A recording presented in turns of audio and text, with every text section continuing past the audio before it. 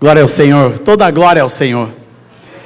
Há umas 3 semanas atrás, lá em Belo Horizonte, eu estava ministrando no projeto Adoradores, do pastor Sóstenes Mendes, e no fim do culto chegou um homem com 2 sacolas na mão, e lá a gente recebe muito presente. Eu disse: meu, esse aí está me trazendo 2 sacolas, que as pessoas vêm, trazem um pão. Uma irmã bem na frente trouxe um pão, outro trouxe umas rosquinhas, e assim por diante, né? A nossa vida de ministério, as pessoas, aqui eu sempre ganho uma castanhinha e uns iogurte para viagem, né? Sempre esse carinho. E o homem com 2 sacolas, dele disse: você vai ver uma coisa que você nunca viu. Eu disse: o que, irmão? Todos os teus discos juntos.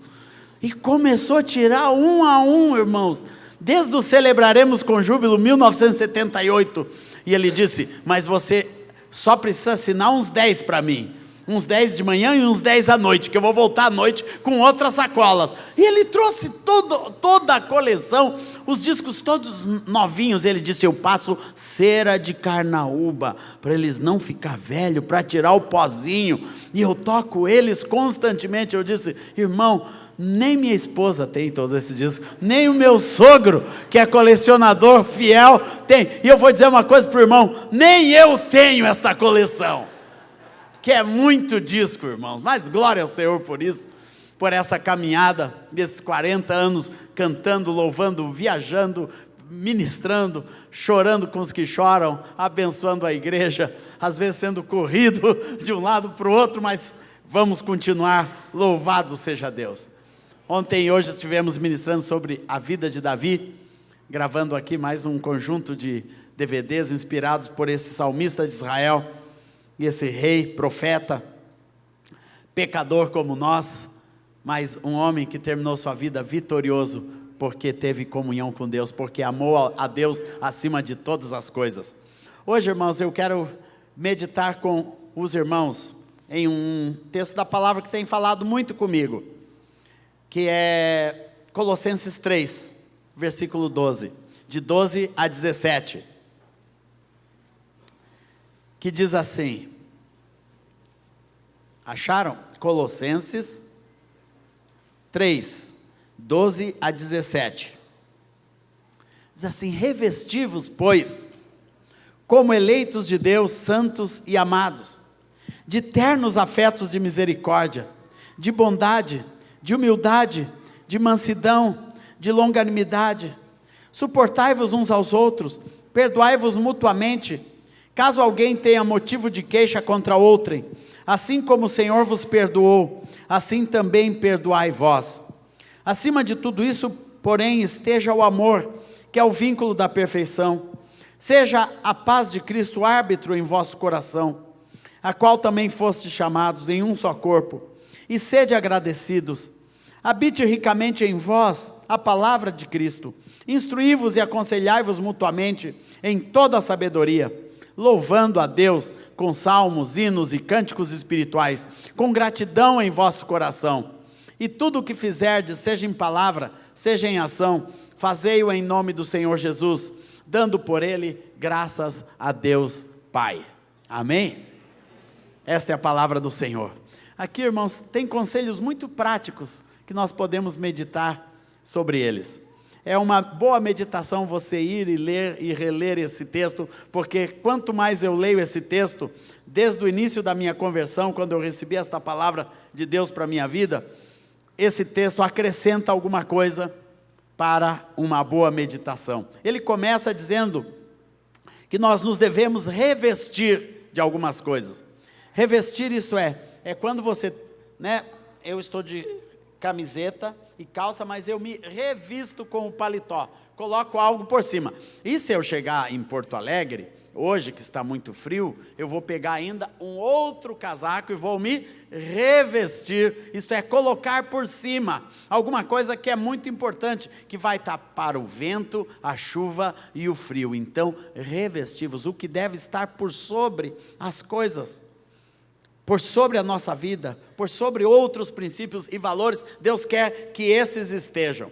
Porque nós somos eleitos de Deus. Aqui ele diz que nós somos pessoas legitimadas. Quando a palavra fala de eleição, de eleito, fala de uma legitimidade. Nós entendemos esta palavra quando vemos um político. Ele é eleito, ele é legitimado para exercer uma função pública. Nós, como eleitos de Deus, fomos legitimados. Somos legítimos em Deus para poder viver esta qualidade de vida que vem abaixo. Amém, irmãos? Você é legítimo. Não tem ninguém aqui ilegítimo. Se você é resgatado pelo sangue de Jesus, se você é coberto pelo sangue de Jesus, se você pertence a Deus, aleluia, e ao reino de Deus, você é legítimo para viver um outro tipo de vida que Deus quer que você tenha.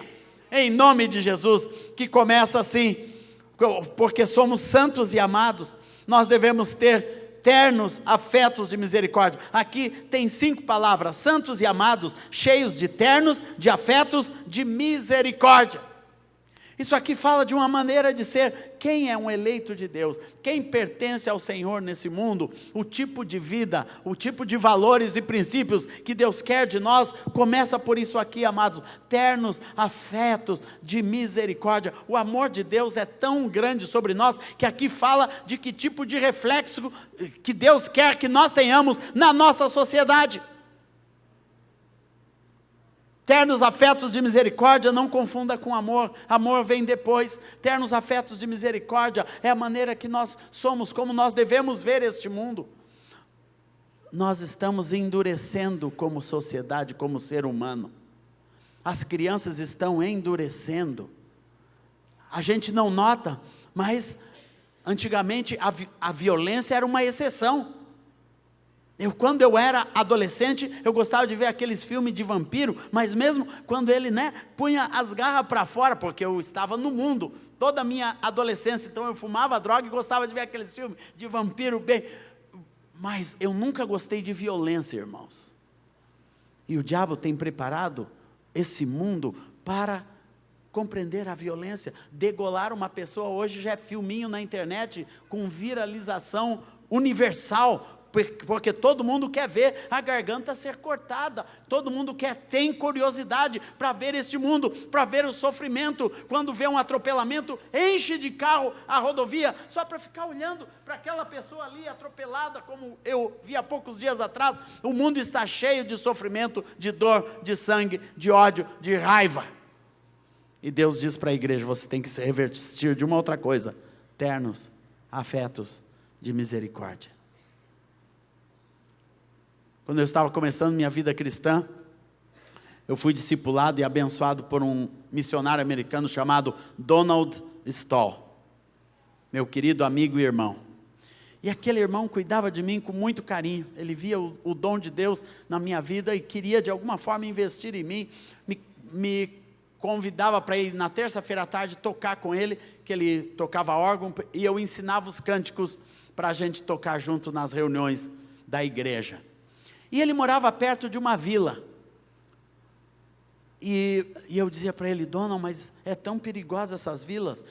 Meu pai diz para a gente não andar perto dessas favelas. Você veio morar bem aqui. Não, é que o irmão só tinha essa casa para me emprestar, e eu estou morando aqui, mas tu cuidado, porque a gente está aqui e toda hora alguém para pedir alguma coisa.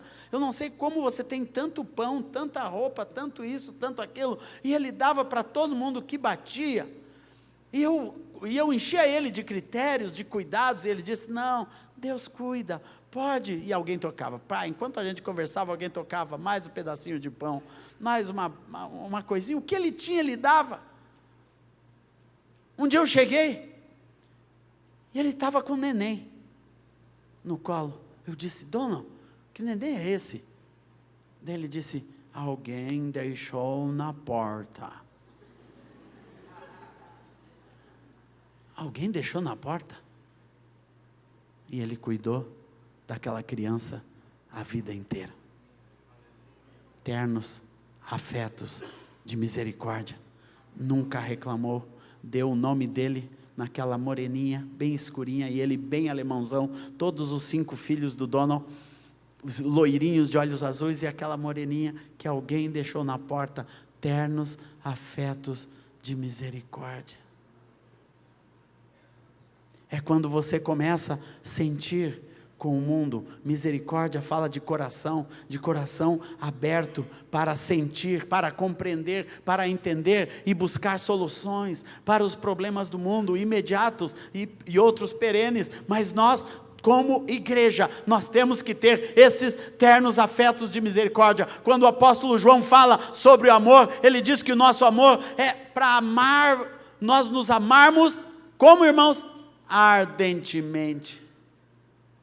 É algo que arde no coração, é algo que não pode deixar passar, não pode deixar para lá, irmãos, não pode isso deixar de ver, não pode. E às vezes Deus nos move, Deus faz coisas esquisitas com a gente, ternos afetos de misericórdia. Eu tive a minha dose disso aqui, claro que eu não precisei adotar, mas eu precisei resgatar. Há 14 meses atrás, eu estava lá no Oriente Médio, Deus me levou para visitar um campo de refugiados, conheci uma família cristã que tinha perdido tudo, ficado 23 dias no deserto, estavam lá totalmente doentes, sem ter para onde voltar, que a sua cidade, sua vila não existia mais, não tinham mais parente nenhum, não tinham recursos, não tinham casa, não tinham emprego, não tinha mais nem país. Onde eles estavam tinha sido totalmente tomado pelo Estado Islâmico, eles não podiam nem ir para lugar nenhum, que ninguém os aceitava, indocumentados, não podiam ficar na Jordânia e não tinham para onde voltar. E eles choravam, diziam: nós não somos ninguém, não somos ninguém. Eu me compadeci daquela família, irmãos. Eu busquei ajuda e não descansei, enquanto com um visto de refugiados não trouxe aquela família, aquelas crianças, pai, mãe e 2 meninas, uma de 7 e uma de 3, que hoje moram no nosso país, totalmente abrigados e cuidados pela igreja, são discipulados, já falam português, estão debaixo da bênção. Nós temos que sentir, nós andamos pelo mundo, temos que ter outro coração, outra maneira de ver, outra maneira de se compadecer, pelo sofrimento que está ao nosso derredor. Por isso a palavra fala isso, ternos afetos de misericórdia, de bondade. Bondade é a expressão da grandiosidade do amor de Deus. São coisas práticas. Misericórdia fala de um sentir que nos leva a praticar, a atuar. Mas a bondade é nós querermos tudo que é o bem. É fazer um pacto com o bem. Se é do mal, irmão, não queira. Se vai fazer mal, não queira. Se veio do mal, não queira. Se veio do pecado, não queira. Se isso tem origem iníqua, não é nosso. Nós queremos as coisas boas, geradas por Deus, debaixo da bandeira da bondade e do amor de Deus. Isso é o que nós devemos querer para a nossa vida, a bondade. Isso é um revestimento, nós vivermos a bondade de Deus. A gente fica olhando para as novelas, para a televisão, e ali a bondade é invertida. Ele tem que largar a esposa para ficar com a boazinha, porque a esposa é uma megera, já está até envelhecendo. Então, essas coisas, irmãos, que o mundo produz e patrocina, tem a ver com o mal e não com a bondade de Deus, porque a bondade de Deus, ela sempre resgata, ela sempre restaura, ela corrige, mas ela eleva, ela traz transformações perenes. A bondade de Deus é o que deve estar na vida da igreja. Nós temos que levar a bondade de Deus para os nossos relacionamentos, para o nosso casamento, para a vida dos nossos filhos. Trate a sua casa com bondade, meu irmão. Trate sua casa com bondade, minha irmã. A bondade de Deus, ela é maravilhosa. Quando ela toma conta de um coração, transforma os relacionamentos. Onde existe bondade de Deus, ali o próprio Deus cria um ambiente onde Ele pode estar. Num ambiente de bondade, Deus sempre pode estar. Amém, igreja? Bondade, de humildade. Para fazer isso, tem que ter humildade no nosso coração. Nós sermos humildes uns com os outros. Essa humildade de Deus, a humildade, irmãos, é a maneira que Deus nos ensina a agir, é a nossa ação. A humildade é um coração em Deus, ele age, o que tem no teu coração é sempre com humildade. Mansidão já fala de reação, porque a mansidão é algo que é gerado quando alguém pisa no teu dedão, quando pisa no teu calo, quando toca nos seus direitos, a maneira que você reage é com mansidão. Humildade são as nossas ações, mansidão as nossas reações. E nós temos que ter as duas coisas no nosso coração, um revestimento.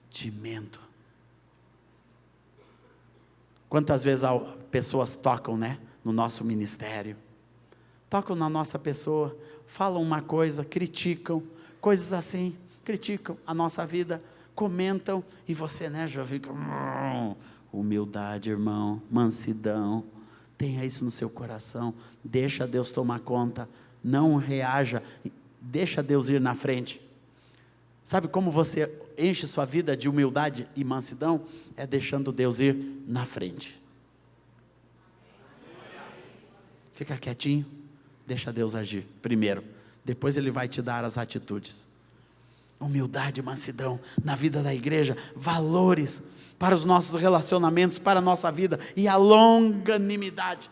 Longanimidade é você ter um longo ânimo, isto é, não perder a vontade de fazer tão rapidamente. Não perder a vontade de ajudar tão rapidamente. Continua, não perder a vontade de pregar a palavra. Deus quer uma igreja longânima, isso é, com um longo ânimo para a realização de tudo isso aqui, de humildade, de bondade, de misericórdia, de ternos afetos, tudo. Nós precisamos ser perseverantes.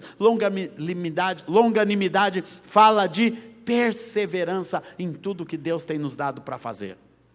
Seja perseverante, meu irmão.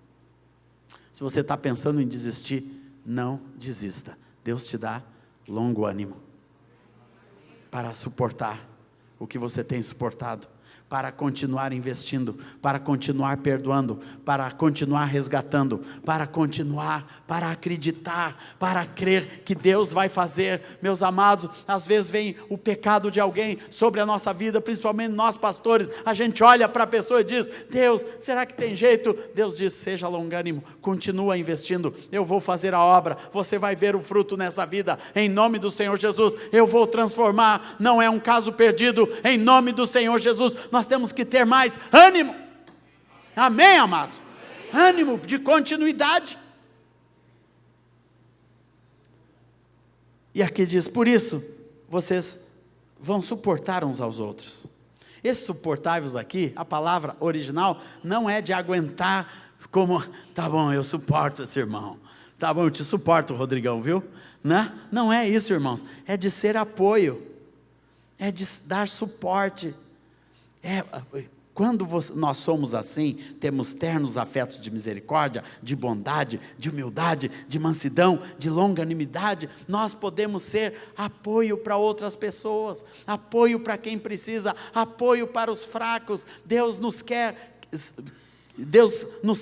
assim, suportando uns aos outros, perdoando mutuamente. Caso alguém tenha motivo de queixa contra o outro, assim como o Senhor vos perdoou, assim também perdoai-vos vós. Esse suporte tem muito a ver com perdão. Esse suportar as pessoas, não dando suporte de vida, é nós aprendermos que não importa o que a pessoa faça, eu sou alguém que vai apoiar o reino de Deus, que vai apoiar outras vidas. O verdadeiro discipulado é isso aqui, irmãos, suportai-vos uns aos outros, é dar suporte para que outros possam crescer, se desenvolver, para que outros irmãos possam aprender do seu lado. O grande mérito de um líder, meus irmãos, é ele ser suporte para que surjam outros líderes, para que outras pessoas, e eu sei que essa igreja investe em liderança, sempre que eu venho aqui tem algum congresso especial, para dar suporte no crescimento dos irmãos. Irmãos, aproveitem uma liderança que suporta vocês.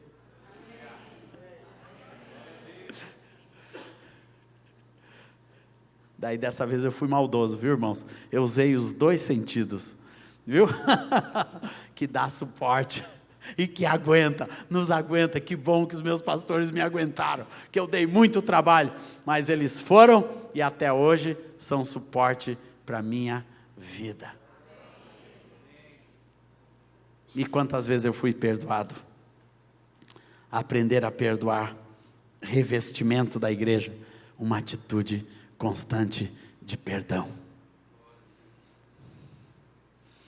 Eu conversava essa semana com uma menina, muito amada, cujo marido aprontou, teve problemas na sua vida, toda a vida, muitos anos de casados, e agora, pelo Espírito Santo, veio um monte de confissão, um monte de coisas apareceram, irmãos. A gente pensa, né, que a casa naturalmente vai explodir, mas tem algo maior. Quando Jesus reina, tem algo chamado perdão. Digam comigo, irmãos, perdão. O valor maior de Deus não é a justiça, é o perdão. Justiça faz parte de Deus, mas é o perdão que traz salvação. É o perdão que restaura uma família, é o perdão que restaura um casamento, é o perdão que restaura relacionamentos, é o perdão que não deixa a igreja se dividir, irmãos, é o perdão que nos mantém unidos, como líderes, como amigos, é o perdão que nos leva pela vida afora, é o perdão que vai fazer de você uma pessoa leve e feliz. No livro que eu escrevi para os meus filhos, chamado De um Pai para os Seus Filhos, que o irmão Rodrigo depois vai falar sobre ele, tem um capítulo destinado ao perdão. O André, ele cresceu com uma irmã, 6 anos mais velha que ele, e que ele não sabia que a irmã era especial.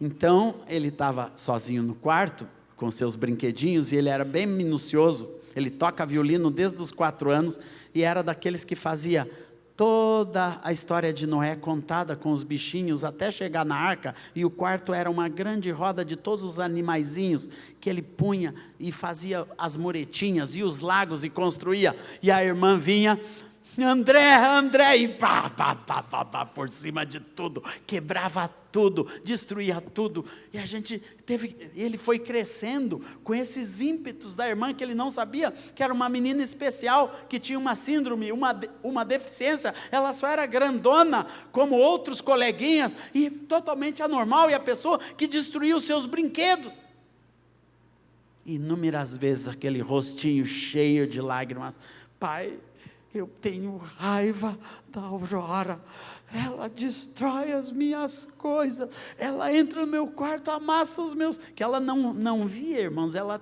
tinha deficiência visual, sentava em cima dos trabalhos dele, tudo arrumadinho, ela sentava em cima de tudo. Mas, irmãos, nós fomos ministrando o perdão, irmãos, e o perdão trouxe para o meu André a compreensão. O perdão o ensinou a entender quem era a sua irmã e as suas deficiências, de modo que tudo aquilo que era raiva se tornou compreensão, porque ele aprendeu a perdoar. Eu dizia, filho, quando ela fizer, não fica assim, com o teu coração amargurado, raivoso, não fica. Um dia eu cheguei no quarto, ele era pequenininho, e estava tudo destruído, e ele com os dentes cravados na perna dela, assim,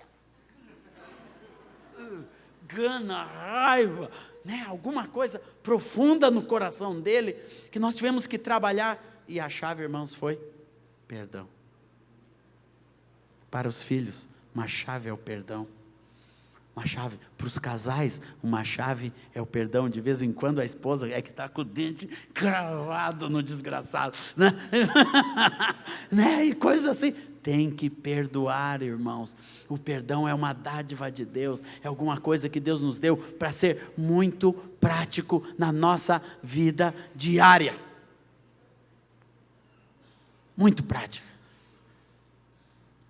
Essa semana meu sogro foi roubado, entrou um vigarista dentro da casa deles e saiu de lá com R$3.800, só na vigarice, 2 velhinhos, irmãos, eu cheguei lá com uma raiva, e vi minha sogra destruída, coitada, uma mulher de Deus, temente a Deus, meu sogro também, um homem crente, não aceitando aquilo, mas eu cheguei lá assim, daí quando eu olhei para eles, o Espírito Santo disse, tu não vai ministrar perdão para eles perdoar?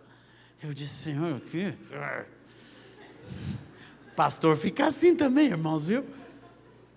Não, tem que orar com eles. E quando eu comecei a orar, e veio aquela palavra, diz para eles perdoar essa pessoa. Daí, mas aquilo era para a minha vida também. A gente tem que exercitar o perdão, irmãos, constantemente, nas adversidades. E você começa a ver o livramento do Senhor. O perdão libera a vida, libera o nosso coração. Por isso tem que se revestir do perdão uns para com os outros. Lição de casa hoje. Se tem alguém, você precisa pedir perdão. Vai pedir perdão. Às vezes nós acumulamos coisas. Eu contei no seminário. Tem um dos nossos pastores em Porto Alegre.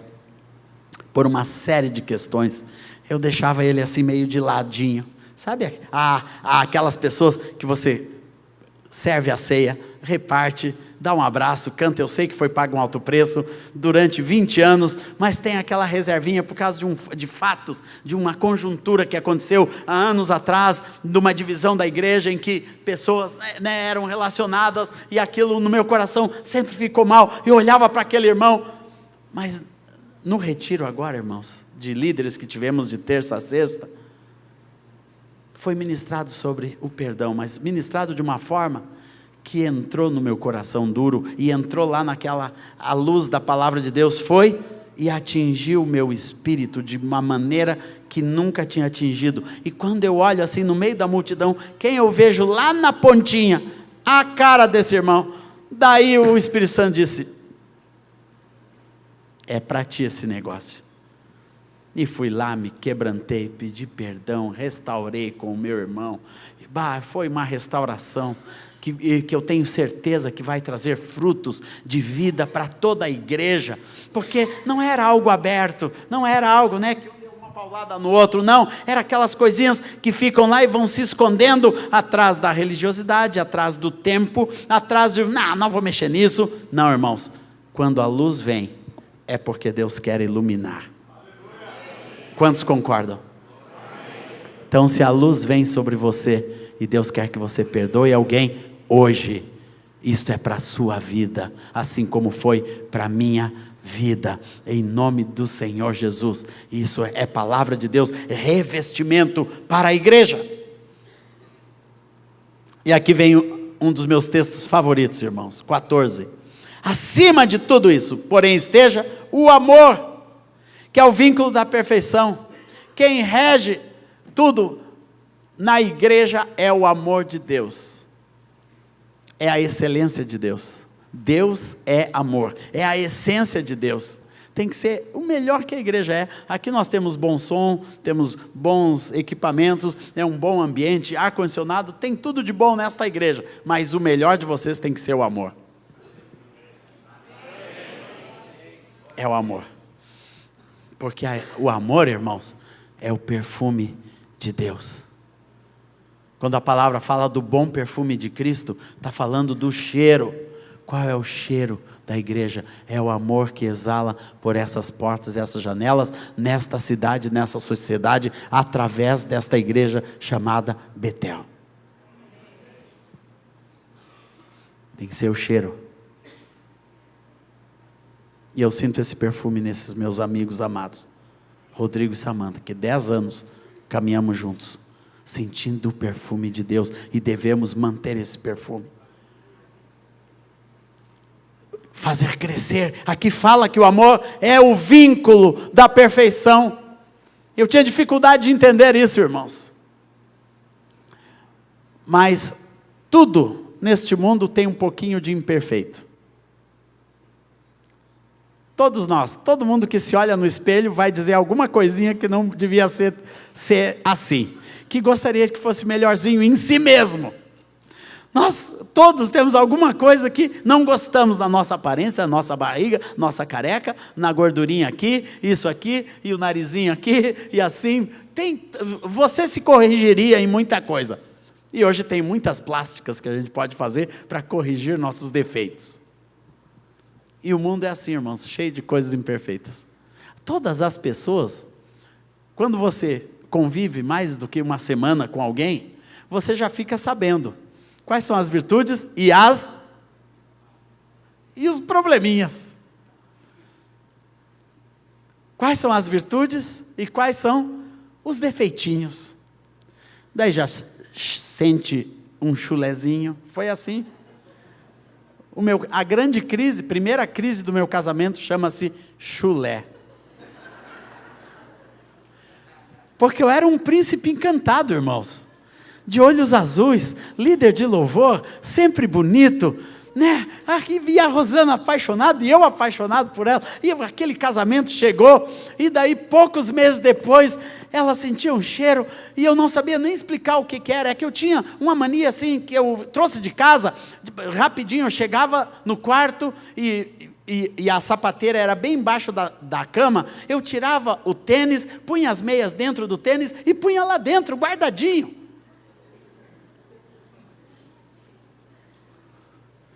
Daí, como o primeiro mês foi de lua de mel na praia, então era tudo meio solto, mas quando a gente voltou para casa, e a meia continuava dentro do tênis, guardadinho embaixo da cama, o conflito começou.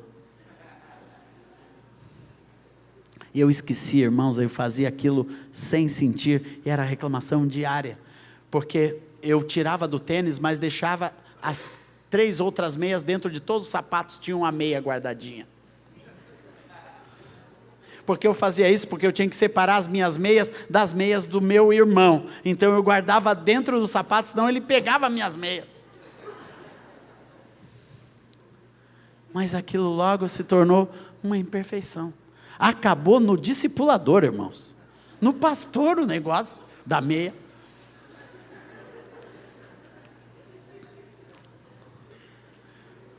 Então convive com mais um mês. Uma semana você já começa a descobrir. Convive um mês, então, dentro da mesma casa é mais tempo ainda. Convive no mesmo ministério com uma pessoa por 1 ano, 2 anos, vão aparecer problemas, defeitos. Mas o Senhor diz, acima de tudo, esteja o amor, que é o vínculo da perfeição. Em tudo isso, nós sempre vamos ver imperfeições, temos que pôr o amor na frente, temos que pôr o amor por cima. Temos que pôr o amor de Deus, o que nos une, mesmo vendo as imperfeições, tem um amor maior que nós queremos viver, que nós queremos ter na nossa vida, que é o que verdadeiramente nos une. O que nos une, amados, não é a mesma fé, mas é o mesmo amor. A fé até pode nos unir, mas a fé sem amor é morta. A fé tem que ser acompanhado de muito amor. Os relacionamentos na casa têm que ser acompanhados, coloque o amor na frente. Daí, o que você sempre vai ter. Vem cá, Rodrigo, vem. Se tu quer, filhão querido, vem cá, aqui. Aqui tem um cara muito legal, mas que tem os seus probleminhas. Aqui tem outro muito legal e que tem os seus probleminhas. Se a gente ficar convivendo assim no dia a dia, nós vamos ter atritos, né? Mas a gente põe o amor na frente. Então, sempre que nós nos aproximamos, o que está entre nós? O amor. O amor. Sempre eu e a Rosana, o que está entre nós? O amor. Com o André, com a Aurora, o que está entre nós é o amor. O vínculo da perfeição, isso é, o que nos une com uma perfeição que nós não temos, mas que o amor de Deus sempre tem. Então você, quando chega perto de um irmão, convive com um irmão, com uma esposa, com um filho, pode ser quem for, se na frente estiver o amor de Deus, você sempre vai ter o amor de Deus como a maior referência acerca dos seus irmãos. É isso que nos une. Obrigado, irmão. É isso que nos une. Desculpa te usar de exemplo, mas isso é o que nós vivemos. Glória ao Senhor Jesus. Isso é o que nós temos que viver. Põe o amor na frente, aqui na frente. Então, quando você vai para pegar no pescoço, tem o amor de Deus na frente. Daí a ação e a reação vai ser outra. Então, acima de tudo, esteja o amor, que é o vínculo da perfeição.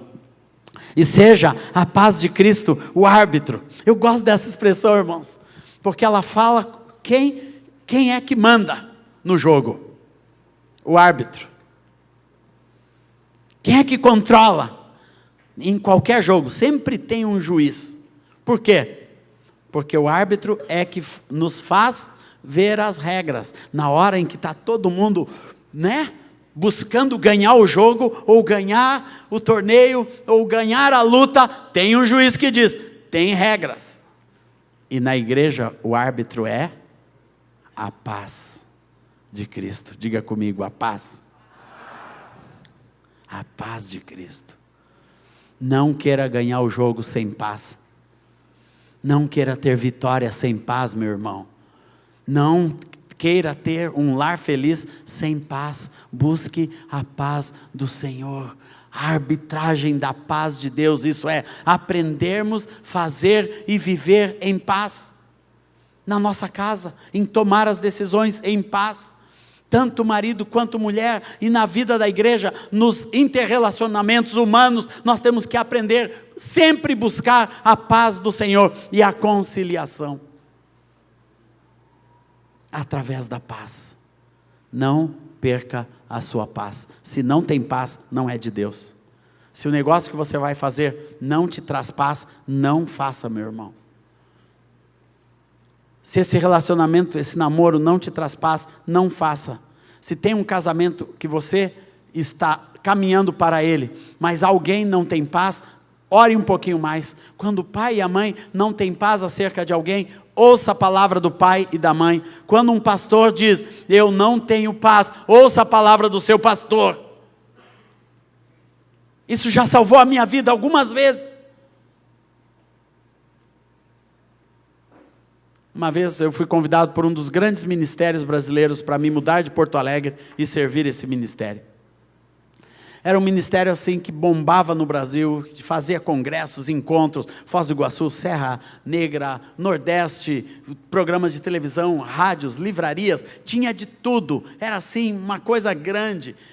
E me convidou para fazer parte daquilo, fazer toda a parte de louvor, de adoração, dos congressos, das conferências. Estava começando conferências na África, eu ia participar de tudo aquilo, mas tinha que me mudar para o Rio de Janeiro. Daí eu fui para o meu pastor, eu estava viajando com ele e disse, pastor, tem uma coisa para dizer, o irmão fulano de tal, e o ministério que ele representa, o senhor sabe que eu já trabalho com eles há 9 anos, e eles agora me convidaram para morar um tempo com eles no Rio de Janeiro. O que tu acha disso? Daí ele disse, olhou para mim bem sério e disse, vamos orar.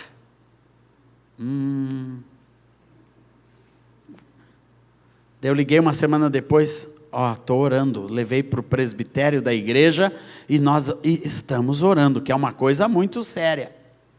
E eu aqui comigo, ora logo, pastor, ora. E o irmão ligava do Rio de Janeiro e dizia, olha, está na hora, porque nós temos conferências para marcar, nós te queremos na nossa diretoria. E foi tudo aquilo, irmãos, e aquela pressão. 1 mês se passou e nada de oração, e nada de resposta. Tinha muita oração, mas não tinha resposta. E eu, Rosana, orando. Daí um dia eles me chamaram, vem cá que nós queremos falar contigo. E o irmão olhou para mim e disse, olha, nós 7, eram 7 pastores na igreja, nenhum de nós tem paz. Nós já discutimos, já conversamos, já vimos prós, já vimos contras, e o Senhor tirou a nossa paz sobre a tua ida para o Rio de Janeiro. Na hora que eles disseram, toda a certeza que eu tinha foi por água abaixo, irmãos, e eu perdi a paz.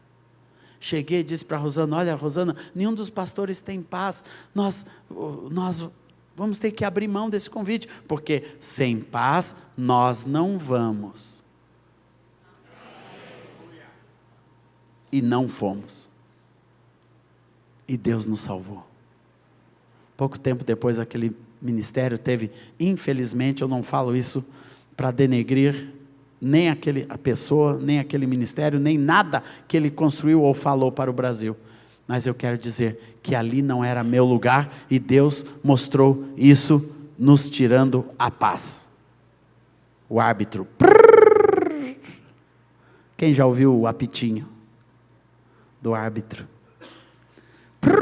Ele fica lá apitando, e você tem que ouvir no seu coração, quando a paz, no vosso coração, a paz de Cristo é o árbitro no vosso coração. Aqui está dizendo que Deus deixou, quando Jesus disse: deixo-vos a minha paz, a paz que o mundo não pode te dar, mas deixo, não tenha medo, nem se atemorizo, mas deixo-vos a minha paz. O Senhor estava dizendo isso, que eu vou deixar uma parte do meu espírito, que vai para dentro de vocês, e vai dizer neste mundo o que é de Deus e o que não é.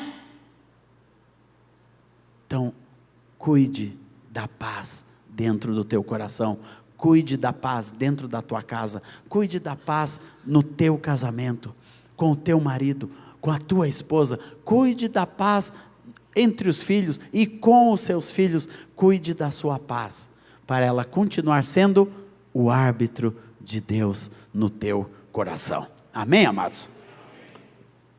Glória a Deus. E habite ricamente, aleluia, a palavra de Cristo.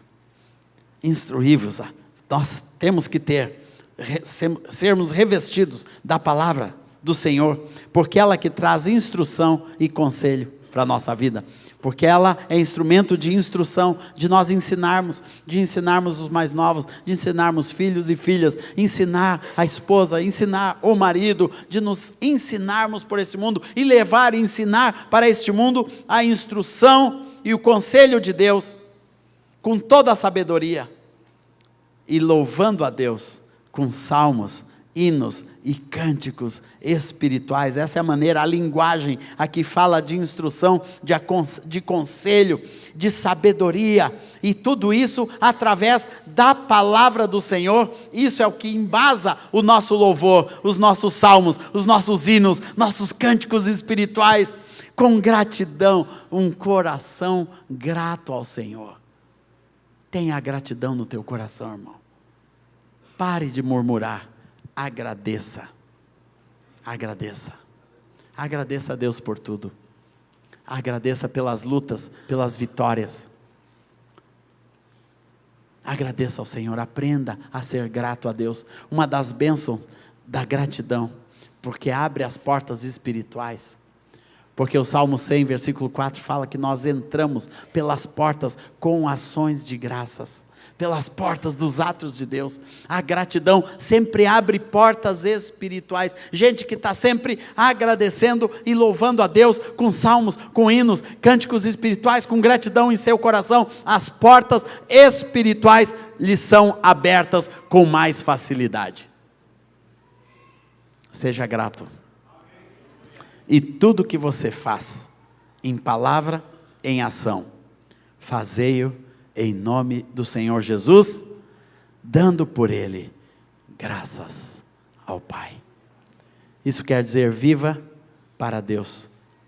Todas as tuas palavras, todas as tuas ações, são para serem feitas em nome do Senhor Jesus. Se tem alguma coisa na nossa vida, que eu olho para ela e digo, isto aqui não pode ser feito em nome do Senhor Jesus, então pare de fazer.